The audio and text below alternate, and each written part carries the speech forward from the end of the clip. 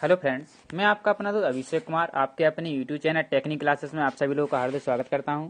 आज की इस वीडियो में हम लोग हीट ट्रांसफर के बारे में जानेंगे कि नहीं जो हीट का ट्रांसफर होता है वो कितने प्रकार से होता है, हम लोग हीट को कितने प्रकार ट्रांसफर कर सकते हैं।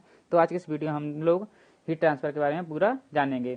तो चलिए वीडियो शुरू करता हूँ। और वीडियो पसंद आए तो वीडियो को लाइक करें, शेयर करें और चैनल को सब्सक्राइब करें ऐसे ही मज़ेदार वीडियो को देखने के लिए। अगर अभी तक आप लोगों ने मेरे पिछली वीडियो नहीं देखा है तो आई बटन पर क्लिक करके पिछला वीडियो जरूर देखें, जो कि 3 फेज इंडक्शन मोटर के सिद्धांत पर या उसका इंट्रोडक्शन क्लास पर था।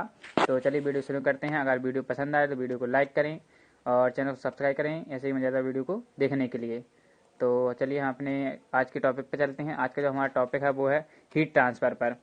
तो सबसे पहले हम लोग समझते हैं जो हीट का ट्रांसफ़र होता है वो किस प्रकार से होता है। तो ये रहा हमारा पहला टॉपिक, पहली स्लाइड, हीट ट्रांसफ़र। तो यदि दो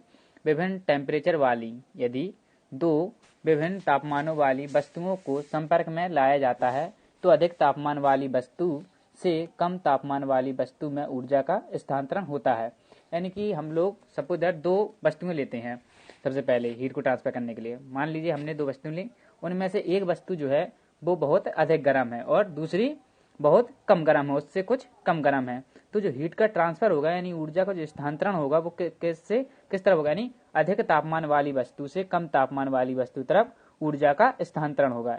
फिर समझिएगा, यानी हीट को ट्रांसफर करने के लिए, यानी हीट का जो ट्रांसफॉर्मेशन है उसको करने के लिए हम दो वस्तु लेते हैं। सपोज दैट एक वस्तु ऐसी है जो अधिक गर्म है और दूसरी वस्तु ऐसी है जो कम गर्म है। तो जो ऊर्जा का स्थानांतरण होगा यानी ट्रांसफर होगा वो किस तरफ होगा, अधिक तापमान वाली वस्तु से कम तापमान वाली वस्तु तरफ ऊर्जा का स्थानांतरण होगा।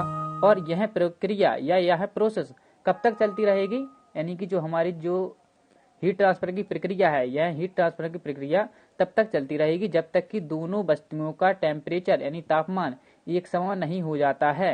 यानी अधिक तापमान वाली वस्तु और कम तापमान वाली वस्तु का जब तक जो तापमान है वो बराबर नहीं हो जाता है, जब तक हमारा अधिक तापमान वाली वस्तु से कम तापमान वाली वस्तु तरफ ऊर्जा का स्थानांतरण होता रहता है। ठीक है, तो इस कंडीशन में क्या होता है, एक पिंड द्वारा दी गई जो ऊष्मा होती है वो दूसरे पिंड द्वारा ली गई ऊष्मा के बराबर होती है। यानी इस तरह से अगर हीट का ट्रांसफर होता है तो एक पिंड द्वारा दी गई ऊष्मा जो होती है वो दूसरे पिंड द्वारा ली गई ऊष्मा के बराबर होती है। अब हम समझते हैं कि जो हीट का ट्रांसफर होता है वो कितने प्रकार से होता है, यानी टाइप्स ऑफ हीट ट्रांसफर। तो दो वस्तुओं के बीच में जो ऊष्मा का जो ट्रांसफर होता है वो निम्न प्रकार से हो सकता है। सबसे पहला जिसमें होता है कंडक्शन यानी चालकता बोलते हैं, दूसरा होता है इसका संवहन जैसे बोलते हैं कन्वेंशन, तीसरा होता है विकिरण यानी कि रेडिएशन। तो हम चलिए इन तीनों को एक एक करके समझते हैं। सबसे पहले हम बात करते हैं कंडक्शन यानी चालकता की। चालकता में क्या होता है, इस प्रोसेस में या इस विधि में ऊर्जा का जो स्थानांतरण होता है वो एक अधिक गर्म वस्तु से दूसरी कम गर्म वस्तु में आने पर होता है। यानी जो कंडक्शन की प्रोसेस है या जो चालकता की विधि है, इस विधि में जो ऊर्जा का स्थानांतरण होता है वो एक अधिक गर्म वस्तु से दूसरी कम गर्म वस्तु के संपर्क में आने पर होता है। तो ठोस पदार्थों यानी जो यह विधि है कंडक्शन की, तो इस विधि में क्या होता है, ठोस पदार्थों में ऊष्मा का स्थानांतरण होता है। यानी ठोस पदार्थों में ऊष्मा का स्थानांतरण जो होता है वो कंडक्शन की विधि से होता है। ठीक है, दूसरी चीज समझते हैं संवहन क्या होता है, यानी कन्वेक्शन क्या होता है। कन्वेक्शन की प्रोसेस में क्या होता है, इस विधि में ऊर्जा का जो स्थानांतरण होता है वो कणों को एक स्थान से दूसरे स्थान पर जाने के कारण होता है। यानी कन्वेक्शन की विधि में क्या होता है, जो ऊर्जा का जो ट्रांसफॉर्मेशन होता है यानी स्थानांतरण होता है वो कणों के एक स्थान से दूसरे स्थान तक जाने पर होता है। इस विधि के द्वारा क्या होता है, इस विधि से ऊष्मा का जो स्थानांतरण होता है वो द्रव्यों और गैसों में होता है। जबकि चालकता में क्या था, कंडक्शन की विधि में क्या था, इस विधि में जो ऊर्जा का स्थानांतरण होता था वो अधिक गर्म वस्तु से कम गर्म वाली वस्तु के संपर्क में आने पर होता था। और ठोस पदार्थों में ऊर्जा का स्थानांतरण इसी विधि से होता था, यानी कंडक्शन की विधि से, चालकता की विधि से होता था। लेकिन संवहन में क्या होता है, यानी जो कन्वेंशन है, कन्वेंशन की प्रोसेस में क्या होता है, जो हीट का जो ट्रांसफर होता है वो कणों को एक स्थान से दूसरे स्थान तक जाने के कारण होता है। और इस विधि से ऊर्जा यानी ऊष्मा का जो स्थानांतरण होता है वो द्रव्यों और गैसों दोनों में होता है।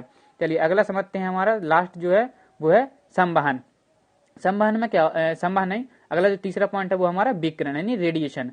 रेडिएशन में क्या होता है, इस विधि में हीट का ट्रांसफर करने के लिए, रेडिएशन की विधि में हीट का ट्रांसफर करने के लिए किसी भी माध्यम यानी मीडियम की आवश्यकता नहीं होती है। यानी विकिरण की जो प्रोसेस होती है उसमें हीट का ट्रांसफर करने के लिए हमें किसी भी प्रकार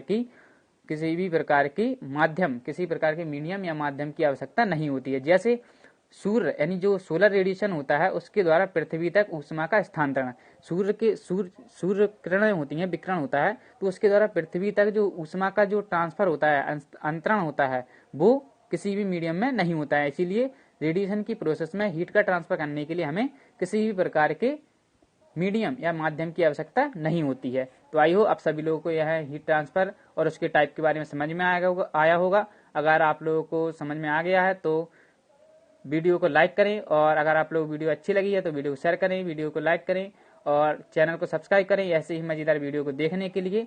तो चलिए आज की वीडियो को यहीं पे खत्म करते हैं। Okay, thank you.